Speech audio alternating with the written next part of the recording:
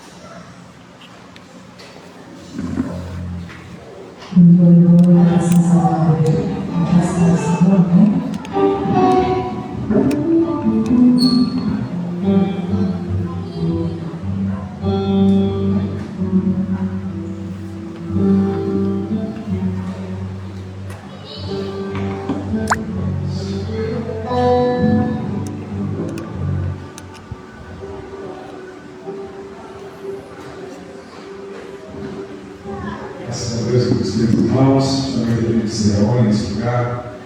Mais uma vez está ofertando o Senhor um público e possa ser um público aceitável a Ele. Doido para sentar neste lugar, você não possa fazer desse espaço apenas um lugar trivial. Que você possa fazer desse espaço um espaço público, de celebração, louvor, porque o Senhor está entre nós. Amém? Deus do universo está entre nós. Aquele que nos redimiu, aquele que esteve na cruz do Calvário está em nós. Jesus prometeu em sua palavra que Ele viria e faria em nós morada. E que essa consciência possa fazer desse momento de fato culto ao Senhor, de adoração. Você pode de repente atrapalhar seus sentimentos, seus afetos, que você possa depositar esta noite nos pés do Senhor. Nós vivemos uma cultura de muito movimento, de muito barulho, de muita ocupação, de falta de quietude. E que nesta noite a gente possa quietar seus pés de Jesus e escolher aquela parte que Jesus disse para Maria. E ela tem escolhido a boa parte. Então, nosso coração possa escolher estar aos pés do Senhor. Às vezes ficamos ocupados com muitas coisas, atividades, pensamentos, preocupações, inquietações. Isso vai nos distraindo daquilo que é o essencial, vai nos tirando daquilo que é o fundamental. No seu ser, será que você não sente? Não sente. Está faltando maior profundidade nas relações. Está faltando maior profundidade na relação com Deus, com as pessoas. O que será que está acontecendo com as relações humanas? O que será que está acontecendo conosco? Que você possa reservar esse momento, não apenas se preocupar com o espaço ou para pagar um tipo de dívida apenas mental, mas que possa ter de fato uma presença verdadeira, real, esteja presente. Sinta o seu respirar. Sinta o momento, sinta o momento que nós estamos cantando, os louvores, as orações. Faça de toda essa ocasião um momento de culto. Nós não estamos aqui apenas para cantar e ocupar mais um ritual. Não é isso. Não é essa a intenção. A intenção é que a gente faça de fato esse momento, um momento de culto ao Senhor. Vamos cantar aí, vamos dizer que ele é exaltado. Amém? Vamos dizer que ele é grande, não é porque ele precise, porque ele seja um Deus assim, luminoso, manhoso, que precisa que a gente ficar pulando ele. Não é isso, não precisa disso. Mas somos nós como criaturas, somos nós como criação de Deus, que fomos resgatados por Ele, e precisamos enaltecê-lo. Quando nós reconhecemos quem é o Senhor, de fato, nós compreendemos quem somos nós, e o nosso lugar na criação de Deus. Está?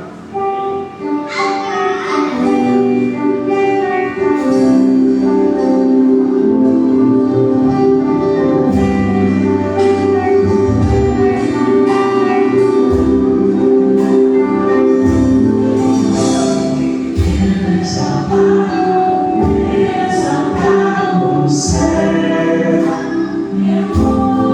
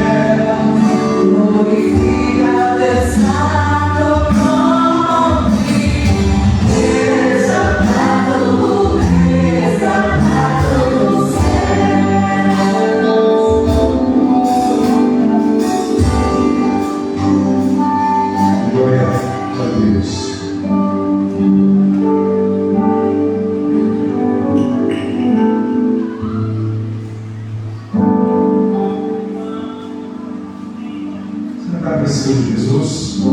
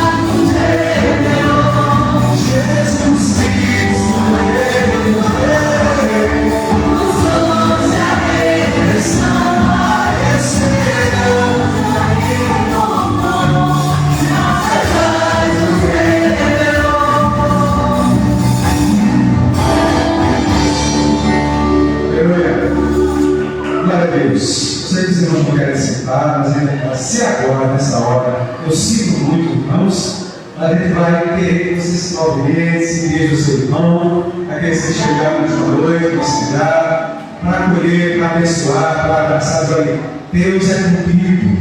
Deus quer te abençoar grandemente. Deus quer te restaurar. Amém?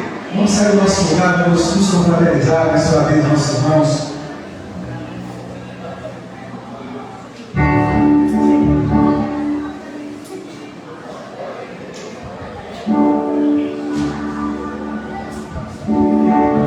Sou grato por tudo que tenho.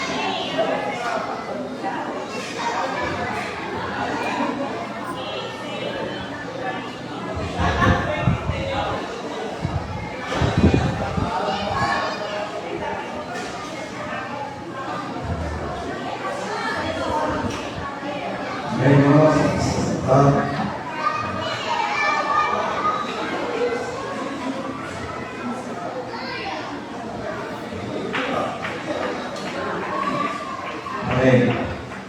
Louvado seja o nosso Deus. Como é bom, né? Incrível. Esse momento onde a gente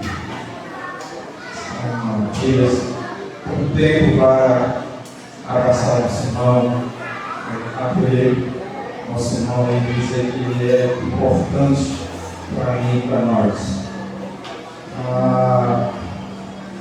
Na minha conversão eu fui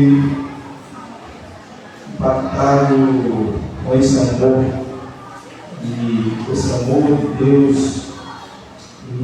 e o Evangelho desde então não é sobre religião, não é sobre mim, não é sobre nós, mas sobre uma pessoa que é Jesus Cristo.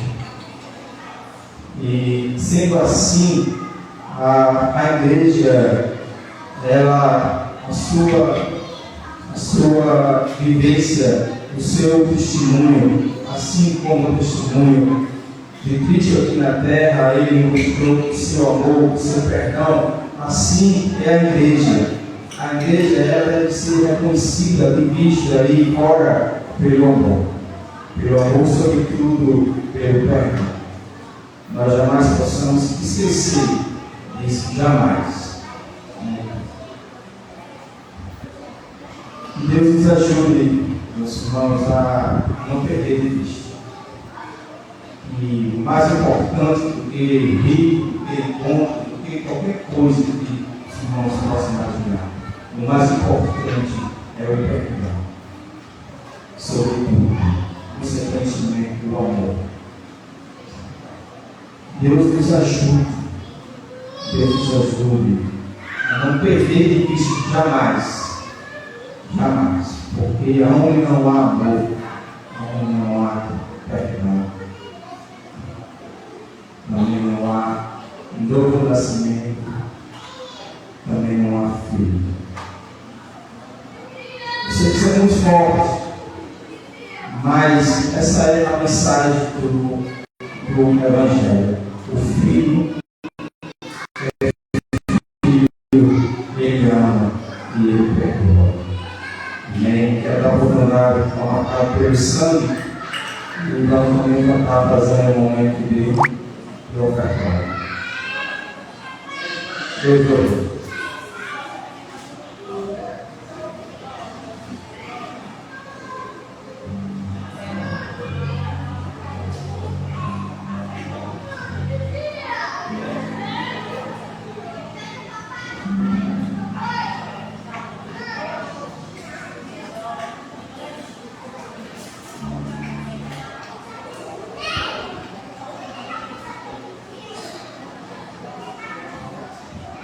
José Luiz e Manassés. Senhor, vamos deixar a nossa canção.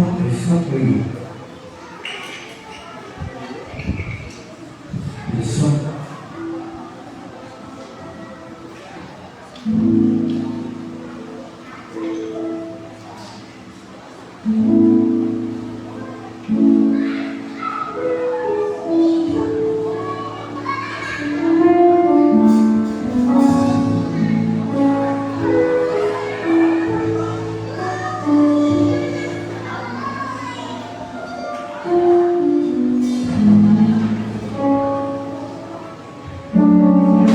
Je suis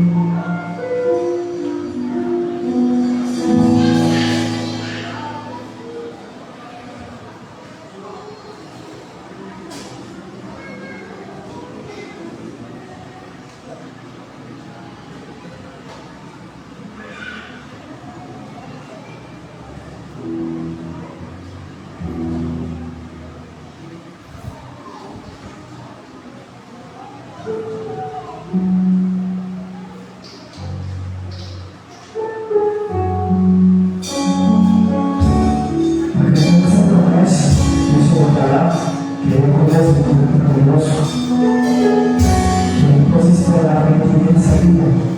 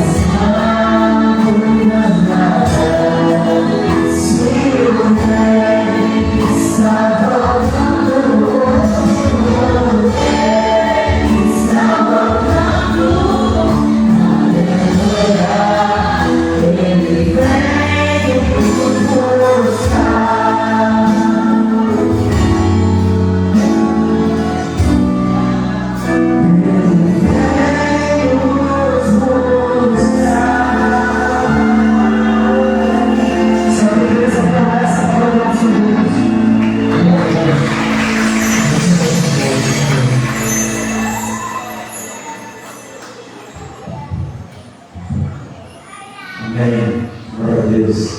Convido as crianças de 2 anos,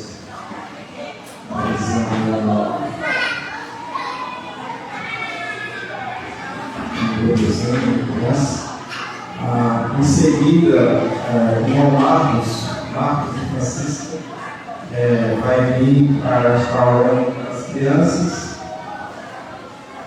Vai ter aula, né? Não?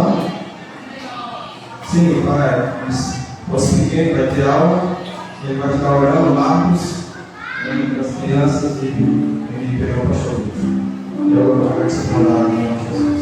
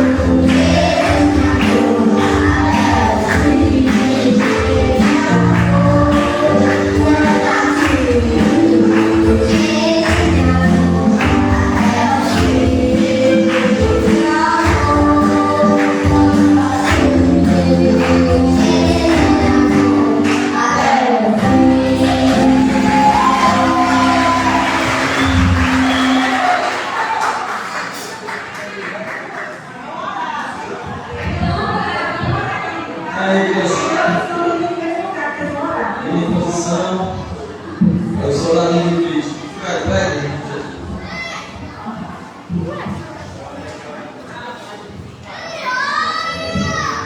Com sua cabeça, glória ao Senhor.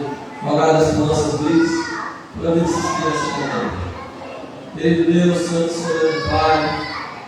Rogamos ao Senhor Jesus por esse momento maravilhoso, sublime, de graça, de bondade, de agradecimento, de singeleza do coração, de rendição ao Senhor Deus.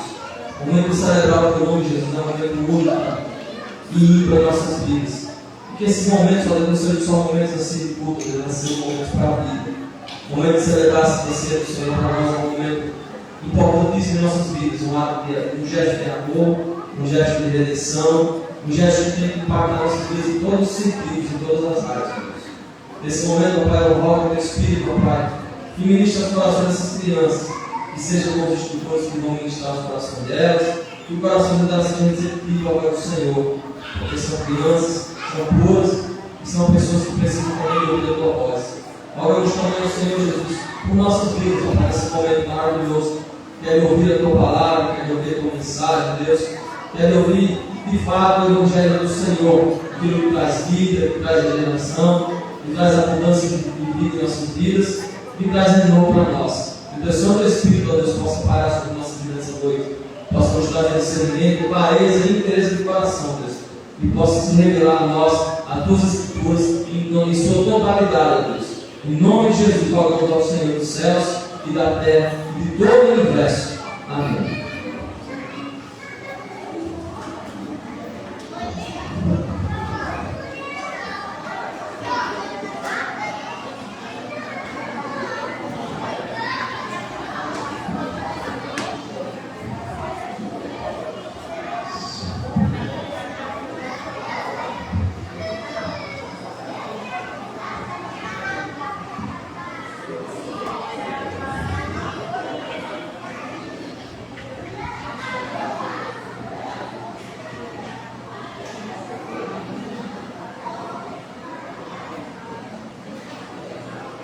Graças a Deus, irmãos, boa noite. Mas, irmãos do Senhor, a gente ainda vai estar participando do momento da ceia. E antes disso, gostaria de estar fazendo uma reflexão na palavra. E por isso, gostaria de estar convidando os irmãos, que eles vão passar a Bíblia em Lucas, capítulo 14. Lucas 14.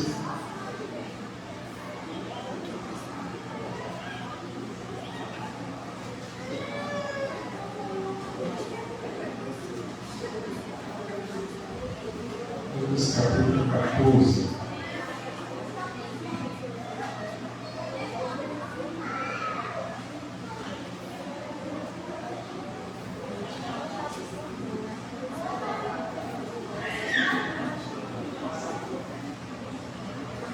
No versículo 15,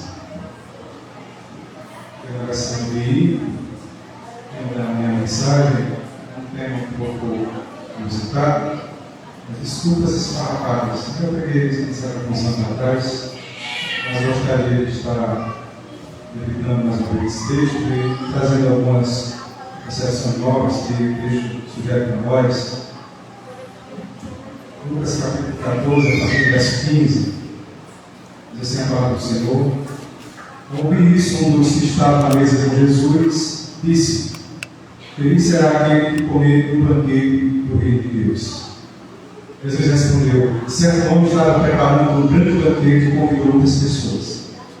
Na hora de começar, enviou seu servo para dizer aos que haviam sido convidados: venham, pois tudo está pronto. Mas eles começaram, um por um, a apresentar desculpas. O primeiro disse: acabei de comprar uma propriedade, preciso de ver, por favor, desculpe-me. O outro disse: acabei de comprar 5 juntas de bois, estou indo experimentá-las, por favor, desculpe-me. Ainda outro disse: acabo de me casar, por isso não posso ir. O servo voltou e relatou isso ao seu senhor. Então, o dono da casa irou-se e ordenou ao seu servo: vá rapidamente para as ruas e becos da cidade e traga os pobres, os aleijados, os cegos e os mancos. Disse o servo: o que o Senhor ordenou foi feito e ainda há lugar. Então o Senhor disse ao servo: vá pelos caminhos, valados, obrigos a entrar, para que minha casa fique cheia. Eu lhes digo que nenhum daqueles que foram convidados provaram meu banquete. Amém. Simplesmente isso. Versículo 4.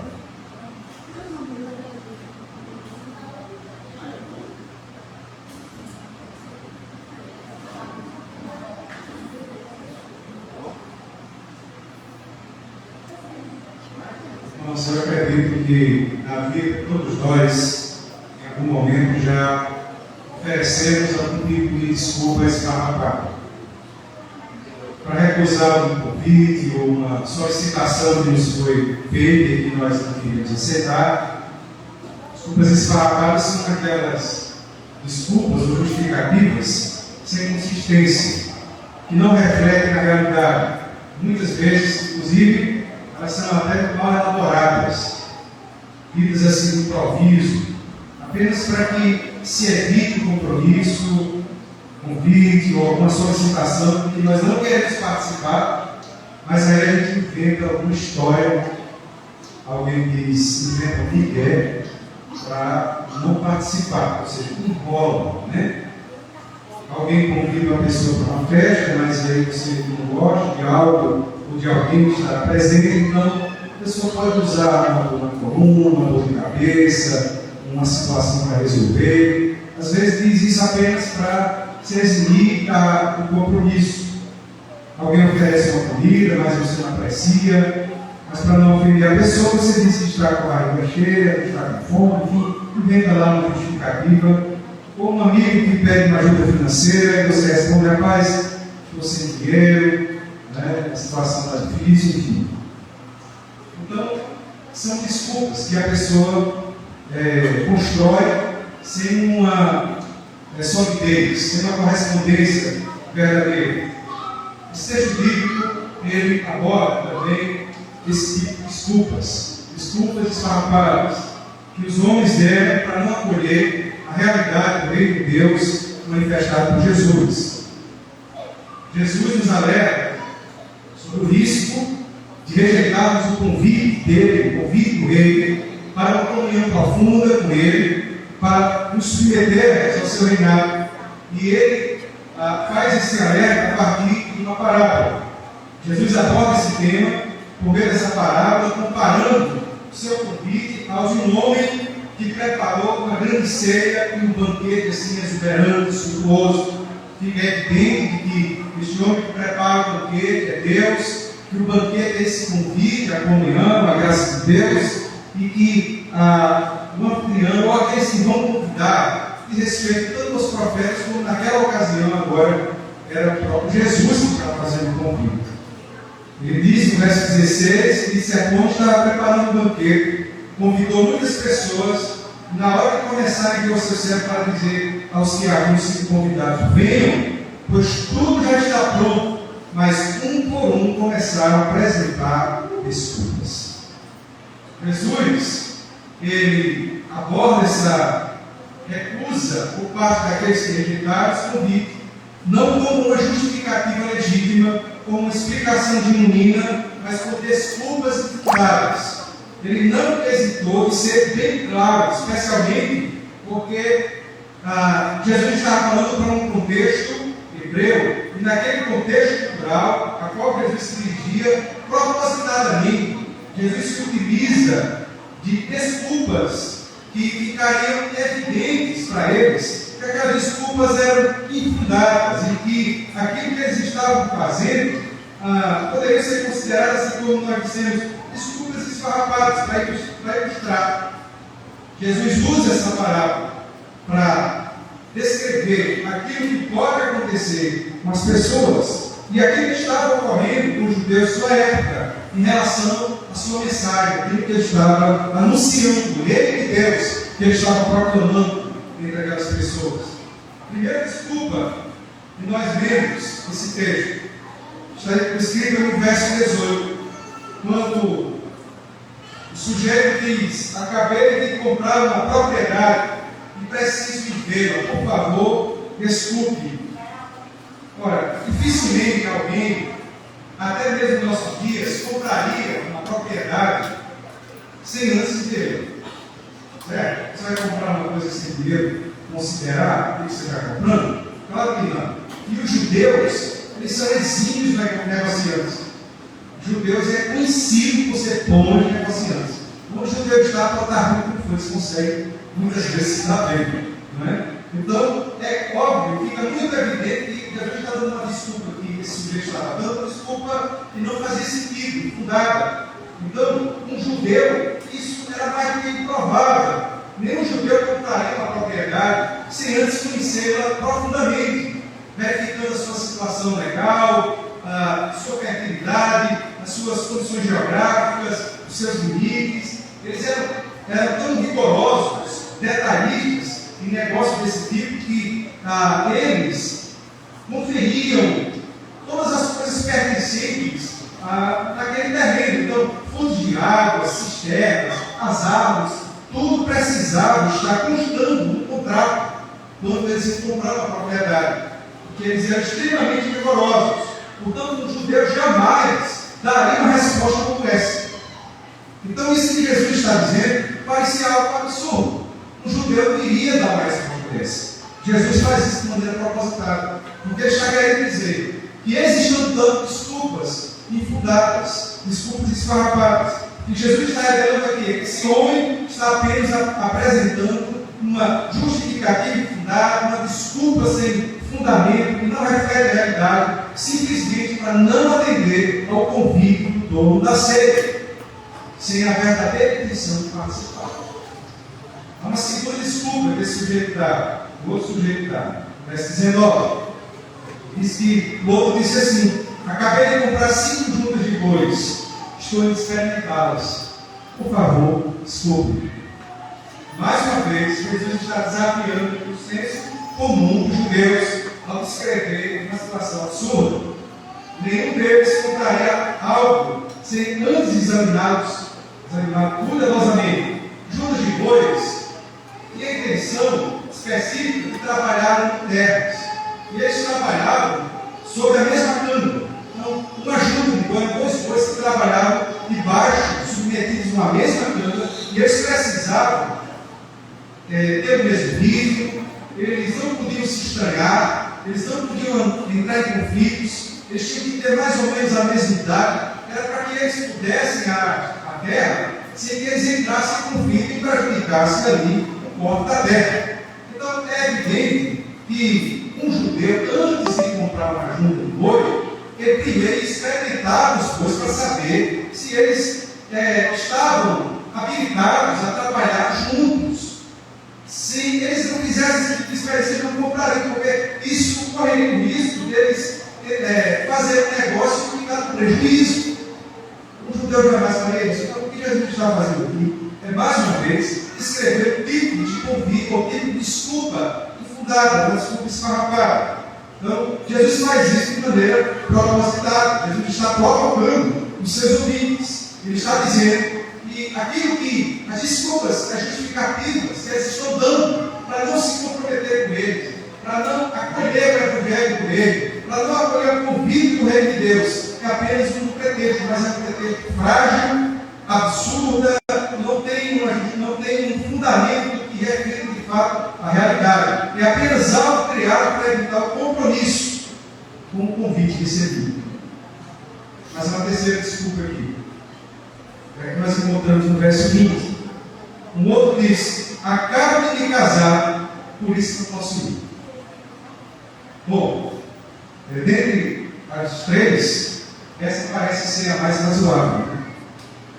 Afinal de contas, acho que até nós concordaríamos. Não, a pessoa casou, né? É mais do que justo que ele vá comprar em núpcias, né, com a sua noiva. No entanto, Jesus, quando está falando isso aqui, ele está falando de maneira provocativa. Essa é a pior de todas. Você percebe que nem desculpa ele pede. Ele não pede desculpa. Os 2 primeiros eles pedem. Esse terceiro nem desculpas ele pede.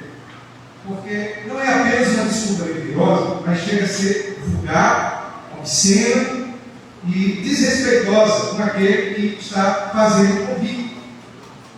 Porque o judeu respeitado, jamais ele mencionaria em uma resposta formal que estava coabitando com a esposa, e por isso ele não poderia atender um convite para um banquete, para uma ceia. O judeu jamais daria uma resposta dessa. Os judeus eles eram extremamente cheios de rigores e pudores para mencionar qualquer coisa relacionada à esposa. Eles têm muitos pudores de falar abertamente sobre essa questão, especialmente para questões sexuais. Então, a intenção daquele que dá esse tipo de resposta, na verdade, ele está querendo ser afrontoso, ele está querendo ser desrespeitoso com aquele que convida. Veja, não apenas ele está mentindo, não apenas ele não está aceitando o convite, mas ele está sendo afrontoso, ele está sendo agressivo com aquele que está convidando. Portanto, para Jesus, essa desculpa é mais uma justificativa infundada, mais uma desculpa esfarrapada, dada de uma maneira grosseira, propositada, deliberada, e com a intenção de ser ofensiva com o anfitrião. Jesus conclui a parábola mostrando que essas desculpas mentirosas, persistentes, essas desculpas repetitivas, foram um insulto público ao dono da ceia. E esse insulto frequente, obstinado, provocou a ira do anfitrião de tal maneira que ele decidiu mudar o destino, o endereço do convite. Versículo 21 diz assim: o servo voltou e relatou isso ao seu senhor. Então o dono da casa virou-se e ordenou ao seu servo: vá rapidamente para as ruas e becos da cidade, traga os pobres, os aleijados, os cegos, os mancos. Disse o servo: o que o Senhor ordenou foi feito e aí está lugar. Então o Senhor disse ao servo: vá para os caminhos e valados e obrigue-os a entrar para que a minha casa chegue. Certo? Diante dessa rejeição deliberada ao convite ao dono da ceia, então ele muda o endereço do convite e destina agora o convite àqueles aleijados, aos mendigos, aos indigentes, aos miseráveis, aos inadequados, aos maltrapilhos, aos esfarrapados da vida. Somos nós.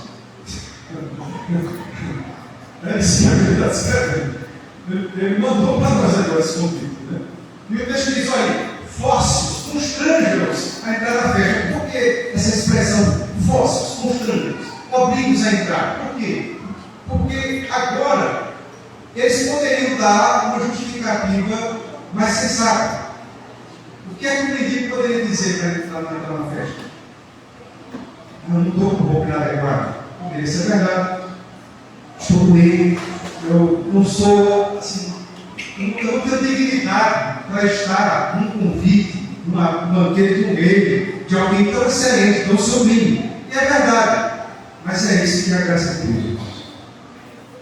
A graça de Deus é esse convite para a gente maltrapilha como nós, para a gente inadequada, que não podia entrar no reino, não podia entrar no banquete, mas agora nós podemos entrar a convite, porque Ele tem as vestes para a gente entrar nesse banquete.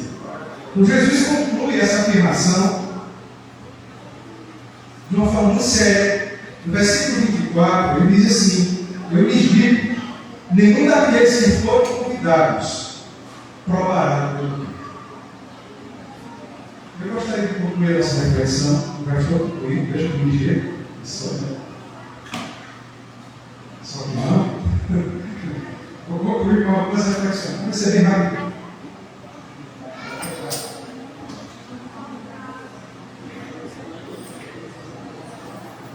O texto traz algumas sugestões, algumas aplicações sugeridas pelo texto para nós concluirmos a nossa reflexão. Em primeiro lugar, o texto evoca para nós essa tendência humana de colocar os seus próprios interesses acima dos interesses do reino de Deus. Há um grupo que foi convidado, que rejeita o convite para o banquete, apresentando várias desculpas ligadas aos seus bens, aos seus compromissos imediatos, comprar campos, bois, casar-se. Isso nos fala dessas preocupações, dessas inquietações, desses interesses imediatos, materialistas, que muitas vezes dominam o nosso coração neste mundo e que a gente se permite, muitas vezes, ser aprisionados por esse tipo de domínio, de tal forma que muitas vezes nós vamos delegando ou relegando os interesses do reino de Deus em segundo plano. E esse texto é uma advertência muito séria para nós, para que tenhamos cuidado, porque é da natureza humana. Todos nós temos essa tendência. É preciso vigiar nosso próprio coração. É preciso perceber se os interesses imediatos não estão cegando os nossos olhos para valores mais profundos, para valores do reino de Deus. Muitas pessoas valorizam aquilo que parece interessante para elas, de forma direta.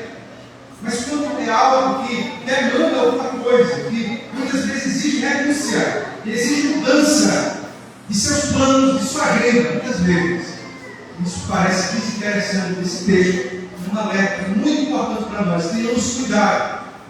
Tenhamos cuidado. Que áreas da sua vida tem ocupado o lugar de Deus, das coisas que Deus valoriza?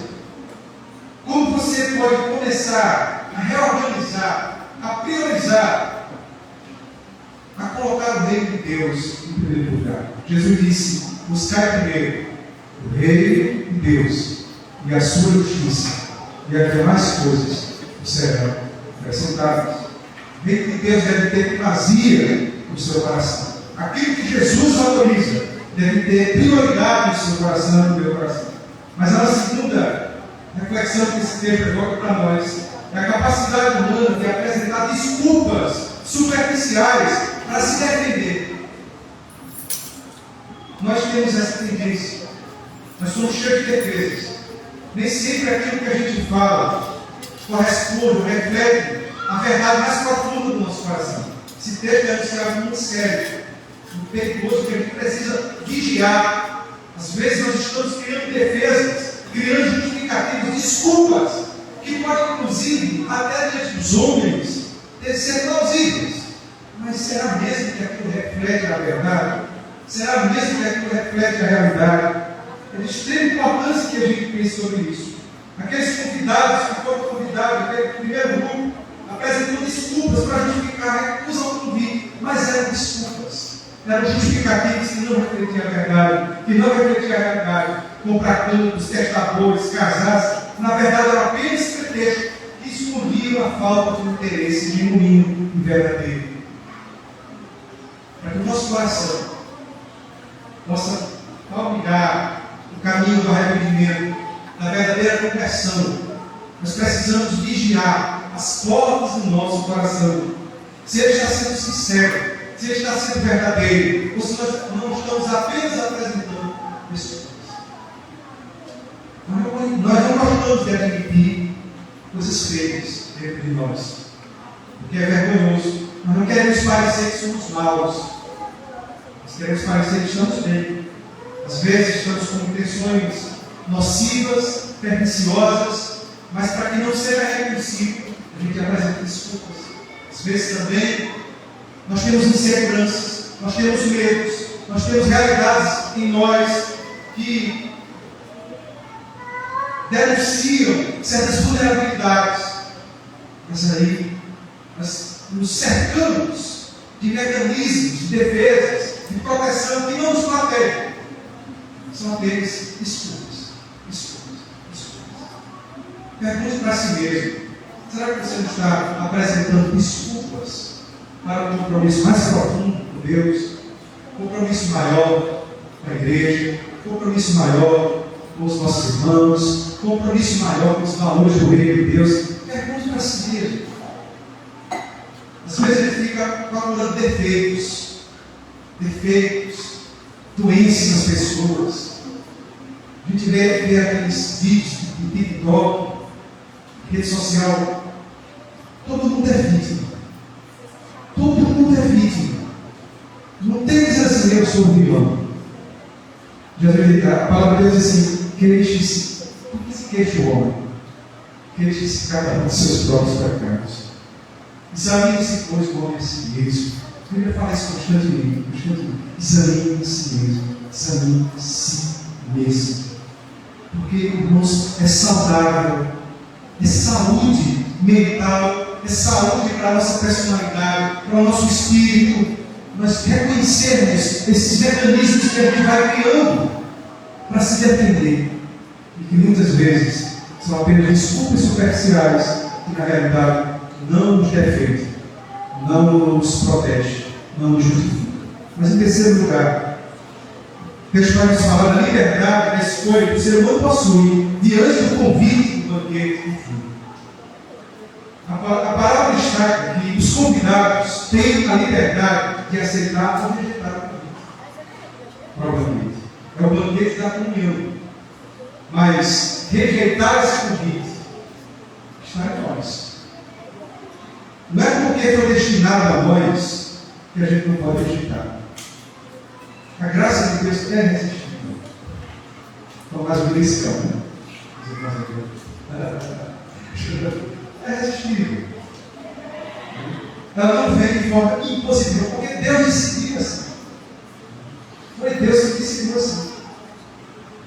Não pode resistir, porque Deus fica de proteger Deus. Mas foi Deus que decidiu assim.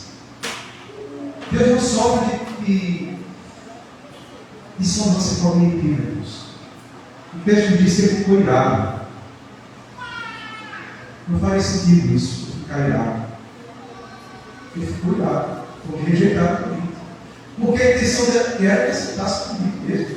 A palavra de Deus diz que ele veio para os que eram seus, mas os seus o rejeitaram. Mas a todos quantos o receberam, Deus o poder ser Cristo de Deus.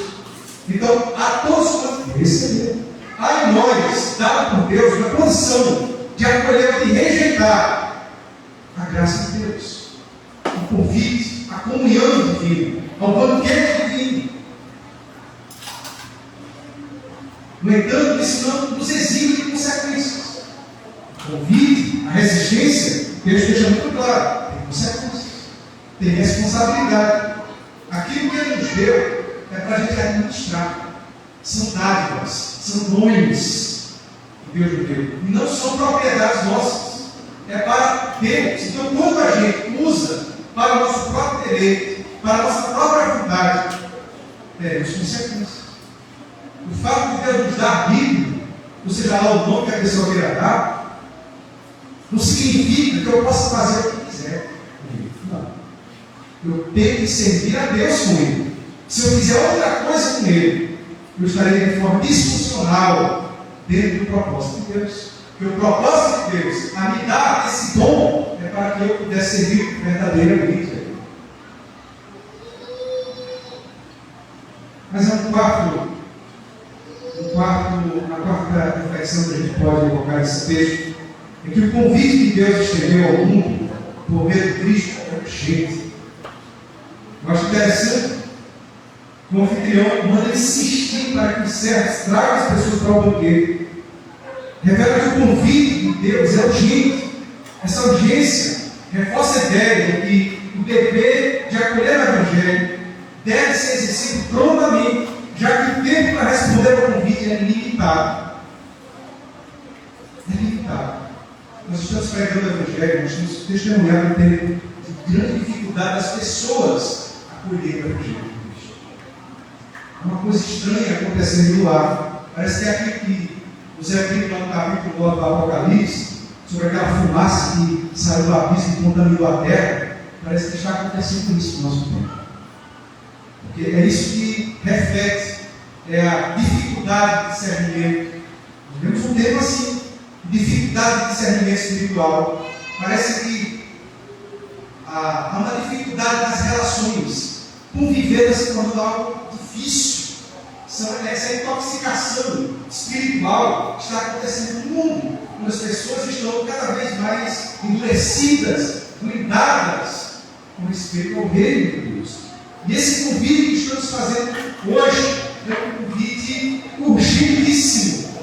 Diz o profeta Isaías: buscai ao Senhor quanto se pode achar. Existe um tempo limitado. Por que quando? Porque aquilo que diz lá no Hebreus 9:27, que após a morte, segue-se ao juízo, é após a morte. Que após a morte, irmão, você selou o seu destino. Ele se torna irreversível. Não adianta mais rezar pelo morto. Não adianta mais fazer algum tipo de interação, de buscar médico, curador pelo morto. Isso não resolve. Aliás, a Bíblia condena isso. Reprova isso. As Escrituras diz que o tempo que nós temos é um tempo limitado, que a gente precisa se ater a ele agora. Não sei como está o acolhimento do Evangelho no seu coração. Não sei se você tem deixado para depois, protelado. Pense sobre isso. Há uma outra verdade que eu gostaria de destacar para nós, é que as consequências da rejeição ao convite do Evangelho de Cristo acarretarão um juízo decisivo. Todos os convidados que rejeitam o convite, o anfitrião afirma que eles não provarão o banquete. Ele diz: olha, eu afirmo,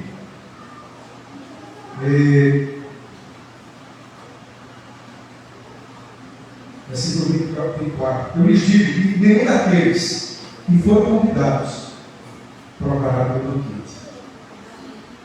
Irmãos, há uma seriedade muito grande na nossa postura de rejeição ao Cristo. Isso é muito grave. É como se nós diminuíssemos tudo aquilo que Cristo fez. E ao rejeitar isso, a pessoa não está apenas fazendo uma escolha com quem troca de roupa, está definindo o seu destino na terra. Quando o convite vem a nós, o convite de Cristo ele vem de forma acolhedora, de maneira que ele quer de fato a comunhão. No contexto judeu, grego, oriental, quando alguém convida uma pessoa para comer, vocês lembram? Até quando o missionário chega aqui, comentou alguma coisa. Quando eles convidam alguém para jantar ou para comer algo, é um convite não apenas para matar a fome, saciar a vontade de comer, não é isso apenas. É um convite também à amizade, à comunhão. De maneira de rejeitar é a mesma coisa também dizer: eu não quero comer com você. Então, no Oriente, se alguém convida alguém para comer junto, é um convite para comer. E eles comem com a mesma mão dentro do mesmo prato. Não mais essa. Vocês lembram que Jesus comenta que aquele que o traía era aquele que molhava o pão junto com ele também no mesmo copo. Eles comentou na mesma vasilha. Isso era uma expressão de comunhão que eles possuíam. Então, é tanto que no contexto oriental, quando alguém comete crime, eles cortam a mão direita da pessoa. Se a pessoa rouba lá, eles cortam a mão. Os muçulmanos, eles defendem isso. Aí, por quê? Porque aí ele vai querer comer com ele. Porque se lá com a mão esquerda, eles fazem necessidade fisiológica, eles são impuros.